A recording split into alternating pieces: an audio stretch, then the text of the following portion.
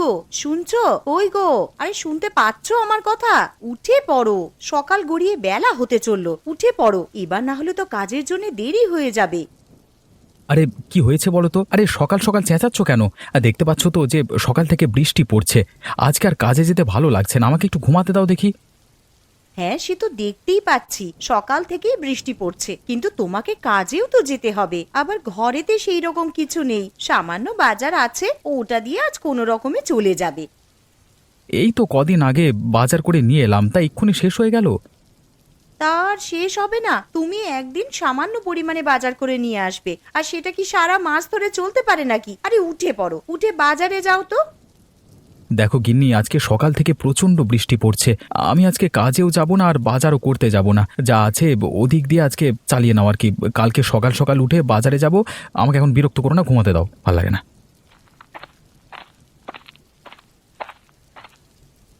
মা, ও মা, আমার প্রচন্ড খিদে পেয়েছে, কিছু খেতে দাও। এই তো সোনা, রান্নাঘরে কয়েকটা আলু ছিল, তাই দিয়ে আলুর তরকারি রান্না করতে বসিয়ে এসেছি। আর কিছুক্ষণ অপেক্ষা কর, তরকারি হয়ে গেলেই খেতে দিচ্ছি তোমাকে, কেমন?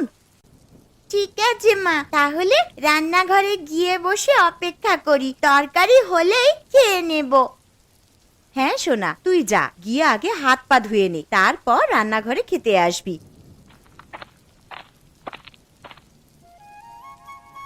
মালতীমা, ও মালতীমা, বাড়িতে আছিস? একবার বাইরে আয়। হ্যাঁ মালতীমা, একবার বাইরে বেরিয়ে আয় তো। আরে এটা তো বাবা মার মতন গলার আওয়াজ মনে হচ্ছে, যাই একবার বাইরে গিয়ে দেখি।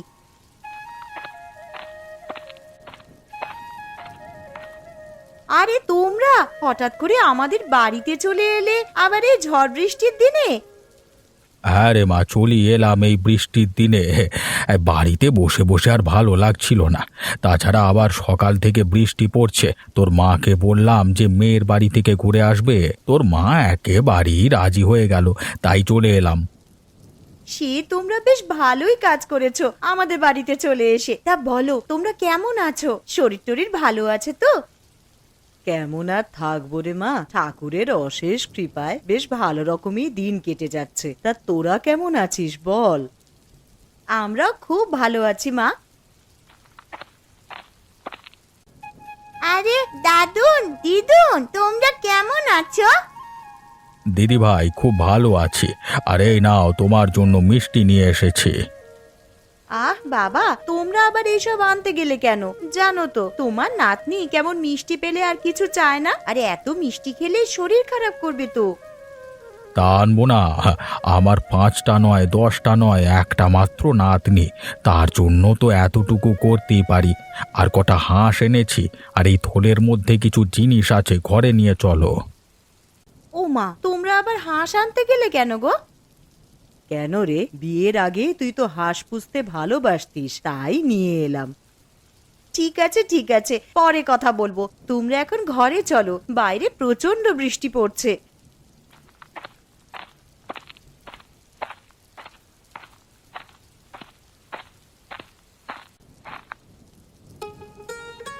বাবা, ও বাবা, ওঠো গো, একটা সুখবর আছে। আবার কি হলো রে মা?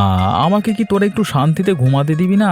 আরে একদিন একটু কাজে ছুটি নিলাম, তাও দেখছি আরামে ঘুমাতে পারবো না। তা বল কি হয়েছে?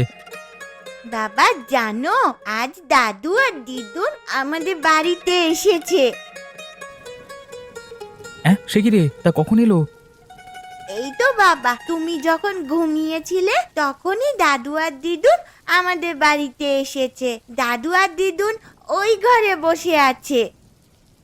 একে বৃষ্টির জন্য কাজে যেতে পারিনি, পকেটে সেরকম পয়সা নেই, আবার শ্বশুর শাশুড়ি চলে এলো, এখন দেখছি পকেটে যেটুকু টাকা ছিল সেই সমস্ত টাকাই ফাঁকা। বাবা, তুমি ওই ঘরে যাবে? আমি চলে গেলাম, তুমি এসো। হ্যাঁ রে, চল মা।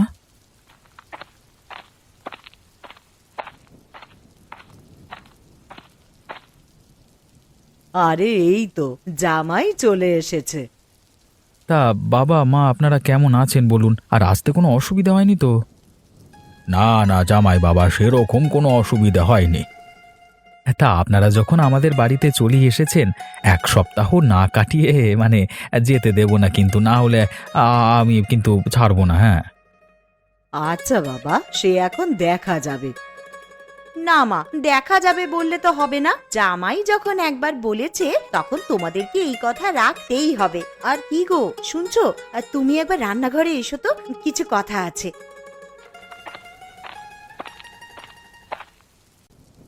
যাও, তোমার শ্বশুর শাশুড়ি এসেছে, তাদের জন্য দোকান থেকে কিছু বাজার করে নিয়ে এসো। বাড়িতে তো সেরকম ভালো মন্দ কিছুই নেই।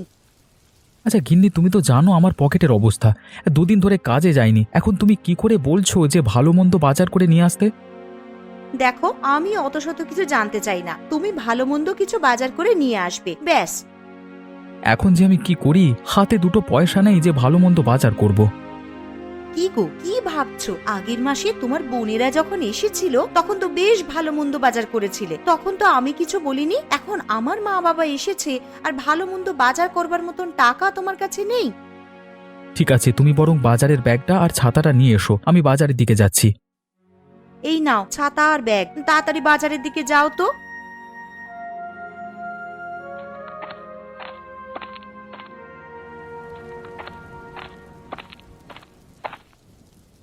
আরে মালতী, জামাইকে দেখলাম হাতে ব্যাগ নিয়ে মাথায় ছাতা দিয়ে বাজারের দিকে যাচ্ছে। তুই এই বৃষ্টির দিনে ওকে বাজারে কেন পাঠালি রে? মা, আমি পাঠাইনি, তোমার জামাই বলল এতদিন পর আমার বাড়িতে শ্বশুর শাশুড়ি এসেছে, আর কিছু ভালো মন্দ খাওয়াবো না, তাই তো হাতে ব্যাগ নিয়ে আর মাথায় ছাতা দিয়ে বাজারের দিকে গেল। আরে দূর থেকে কে ছাতা মাথায় দিয়ে আসছে এত বৃষ্টির মধ্যে? মনে হচ্ছে তো দীপক। আরে প্রশান্ত, তুই কোথায় গেছিলিস এত বৃষ্টির মধ্যে?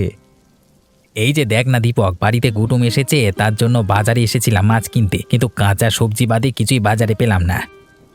তুমি ঠিক বলছো প্রশান্ত। আরে আমার বাড়িতে তো শ্বশুর শাশুড়ি এসেছে, আমার বউ আমাকে পাঠালো কিছু ভালো মন্দ বাজার করবার জন্য। হ্যাঁ, তুমি বলছো কাঁচা সবজি বাদে আর কিছু নেই বাজারে? হ্যাঁ রে দীপক, আমি ঠিকই বলছি। আরে তোর পিসিমার বাড়ি আমাদের পাশেই তো, ওনার খুবই শরীর খারাপ, তুই একবার গিয়ে দেখে আয়, বুঝলি?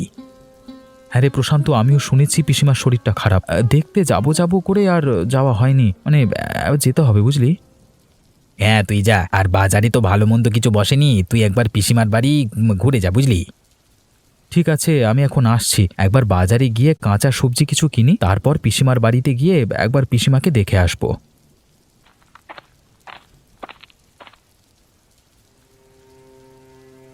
লোকটা কোথায় যে গেল? এত বেলা হয়ে গেল, ঘরেতে সেরকম কিছু ভালো মন্দ নেই যে রান্না করব। কি রে মা, কি এত চিন্তা করছিস?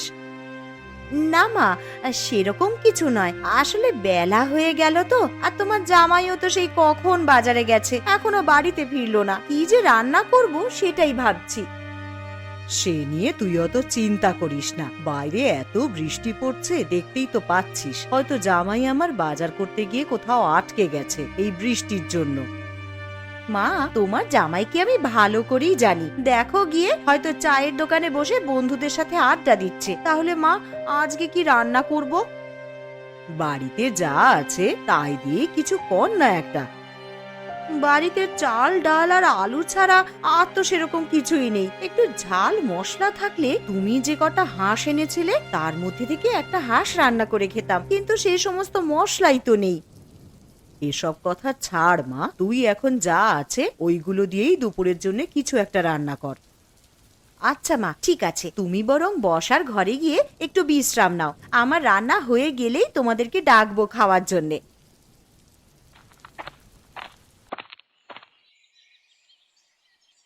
শম্পা বৌদি, আরে ও শম্পা বৌদি, শুনতে পাচ্ছ? বাড়িতে আছো তোমরা? কে? আরে দীপক নাকি? এসো এসো, ঘরে এসো। শুনলাম নাকি পিসিমার শরীরটা খুবই খারাপ। হ্যাঁ গো দীপক, পিসিমার খুবই শরীর খারাপ। তা পিসিমা কোথায়, দেখতে পাচ্ছি না যে? ওই তো পাশের ঘরে শুয়ে আছে, আসো পিসিমাকে একবার দেখবে এসো।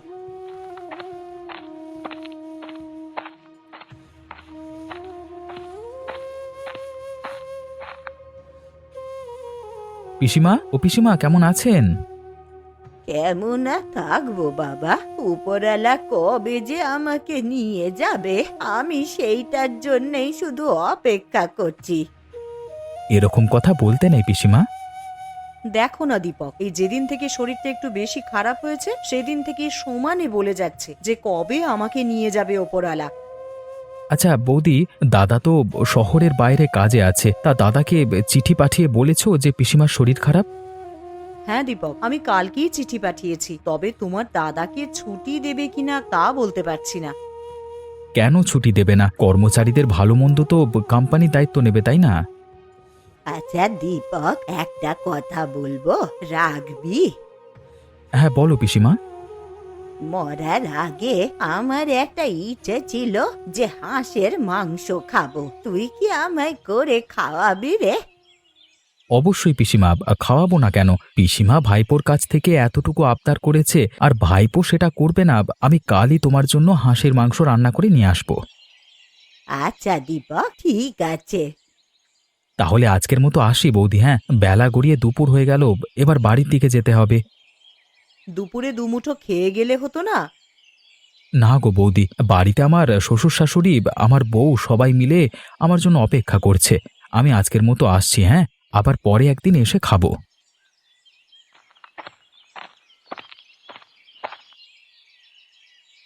কই গো গিন্নি, আমি চলে এসেছি। এই নাও বাজারের ব্যাগটা নাও। এই যে মহারাজের আসার সময় হলো এতক্ষণে, তা বলি বাড়িতে কি রান্না হবে সে বিষয়ে আপনার কিছু হুঁশ ছিল? আরে গিন্নি, রাগ করছো কেন? আমি একবার পিসিমার বাড়িতে গেছিলাম। তা পিসিমার বাড়িতে হঠাৎ গেলে কেন? কি বলবো আর গিন্নি, বাজার করবার জন্য যখন ব্যাগ নিয়ে বাজারের দিকে যাচ্ছিলাম তখন প্রশান্তর সঙ্গে দেখা হলো। আর প্রশান্তই বলল যে তোর পিসিমা নাকি খুবই অসুস্থ, তাই একবার গেছিলাম ওনাদের বাড়ি আর কি। তা গিয়ে কি দেখলে ভালো আছে পিসিমা? দেখে তো মনে হলো শরীর প্রচণ্ডই খারাপ, আর পিসিমা আমার কাছে একটা আবদার চেয়েছে। পিসিমা আবার কি আবদার করেছে গো তোমার কাছে? বলেছে যে আমাকে একদিন হাঁসের মাংস করে খাওয়াবি। আমি বলেছি কেন খাওয়াবো না। ঠিক আছে, তাহলে আমার মা যে কটা হাঁস এনেছে তার মধ্যে থেকে একটা কেটে রান্না করে পিসিমাকে দিয়ে আসবে। তা কবে পিসিমাকে করে খাওয়াবে হাঁসের মাংস? কাল কি করে খাওয়াবো, কারণ শয্যাশায়ী মানুষ আমার কাছে আবদার করেছে, না খাওয়াতে পারলে আমারই খারাপ লাগবে। তাহলে আজ রাতেই বরং হাঁসের মাংস রান্না করে রাখি, কাল সকাল সকাল উঠে তুমি পিসিমার বাড়িতে গিয়ে দিয়ে আসবে। ঠিক আছে গিন্নি, সে না হয় করবো। তুমি এখন আমাকে গামছাটা দাও তো, আমি এখন স্নান করে আসি। এসে খেতে দেবে, খিদের জ্বালায় পেটে ছুঁচো ডন দিচ্ছে আমার। এই নাও গামছা, তুমি স্নান করে এসো, আমি খেতে দিচ্ছি।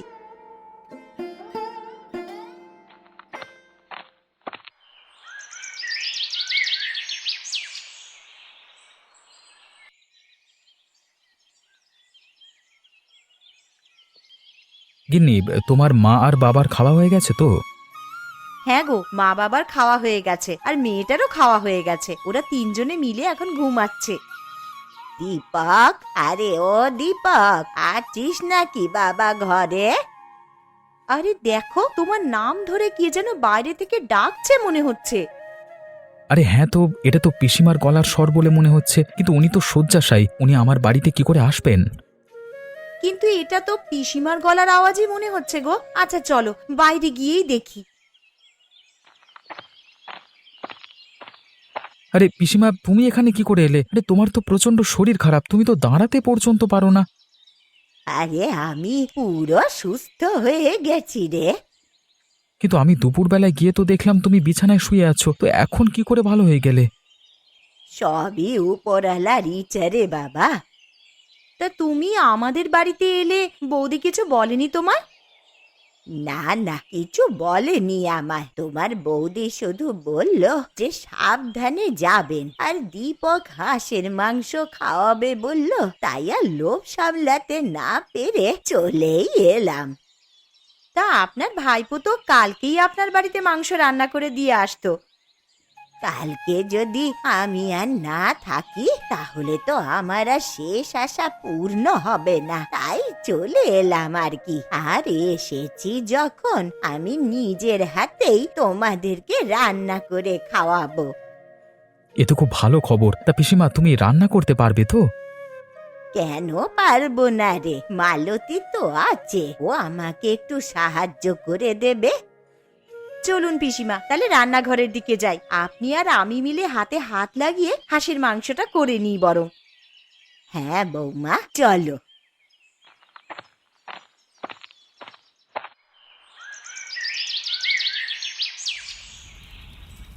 তাহলে হাঁসের মাংস তো রান্না হচ্ছেই, তা তার সাথে খাওয়ার জন্যে কি করা হবে বৌমা?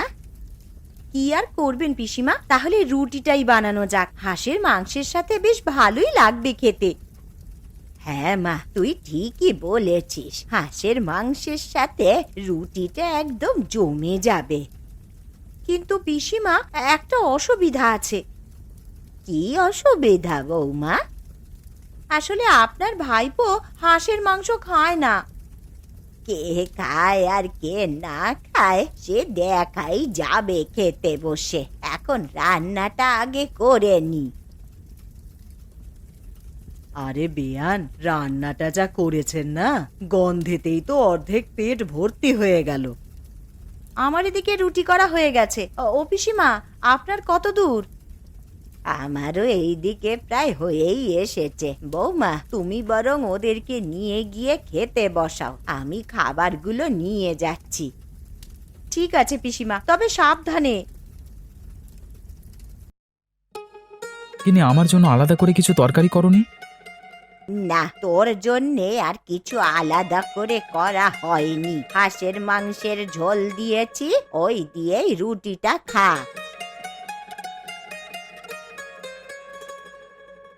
এ কি পিসিমা, এ তো দেখছি হাঁসের মাংসের প্রচুর স্বাদ। আমি আগে জানলে এই মাংস ছাড়া আর কিছুই খেতাম না। সত্যি পিসিমা, তোমার হাতে জাদু আছে বলতে হবে।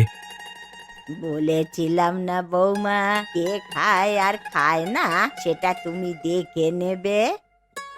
সত্যি পিসিমা, আপনার হাতে জাদু আছে। যে কিনা হাঁসের মাংস ছুঁয়েই দেখতো না, তার কিনা এখন হাঁসের মাংস ছাড়া আর কিছুই খেতে ভালো লাগছে না। তাহলে পিসিমা, এখন তো রাত হয়ে গেছে, আর এখন বাড়িও যেতে পারবে না, কালকে সকালেই যেও। ঠিক আছে বাচ্চা, আজ তোদের বাড়িতে থেকে কাল সকাল সকাল আমি বাড়ি চলে যাব।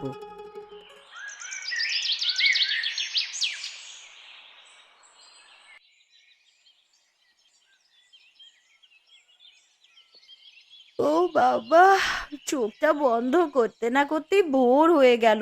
কখন যে রাতটা কেটে গেল টেরই পেলাম না। যাই, এবার এঁটো বাসনগুলো আবার মেজে রাখি। আবার ওদিকে পিসিমাও আছেন, তার জন্য একটু জল খাবারও করে দিতে হবে। তানিশা, ও তানিশা, তোর পিসিকে ডেকে তোল না রে। মা, ও মা, পিসি তো আমার কাছে শুয়ে নেই। কি বলছিস? বিছানায় নেই মানে? আরে তোর পাশেই তো শুয়েছিলেন। আরে বাইরে গিয়ে দেখ আছে নাকি। বাইরে কি করে যাব মা? ঘরের দরজা তো ভেতর থেকে আটকানো। তাহলে তানিশা, তুই একবার বাইরে গিয়ে দেখে আয় তো পিসি আছেন কিনা।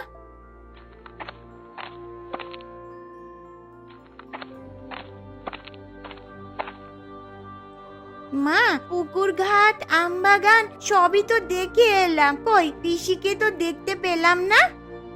কি গো, শুনছো? আরে কই গো, তাড়াতাড়ি ওঠো, পিসি কোথায় যেন চলে গেছে, ঘরে নেই। তুমি গিয়ে একটু দেখো না। চলে গেছে মানে? কোথায় আবার যাবে? ঘরের দরজা তো ভেতর থেকেই বন্ধ ছিল, পিসি দরজা দিয়ে বের হবে কি করে? এ কি সর্বনাশ হলো আমার! কই গো, তুমি একবার পিসিমাদের বাড়িতে গিয়ে দেখে এসো না, উনি বাড়ি চলে গেছেন কিনা। হ্যাঁ হ্যাঁ, তুমি ঠিকই বলেছ, আমি একবার পিসির বাড়িতে গিয়ে দেখে আসি। আরে দূর থেকে ওটা কে যেন এদিকে আসছে, দেখে তো মনে হচ্ছে প্রশান্ত। যাই, একটু সামনে গিয়ে দেখি।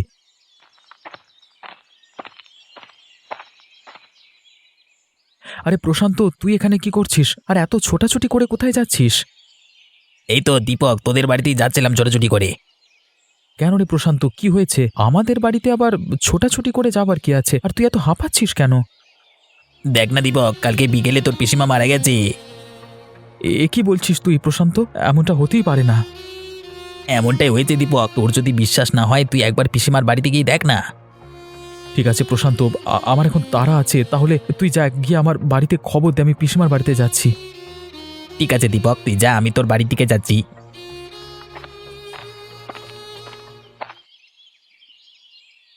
এ কি, বাড়ির সামনে এত ভিড় কেন? তাহলে প্রশান্ত যেটা বলেছে সেটা কি সত্যি?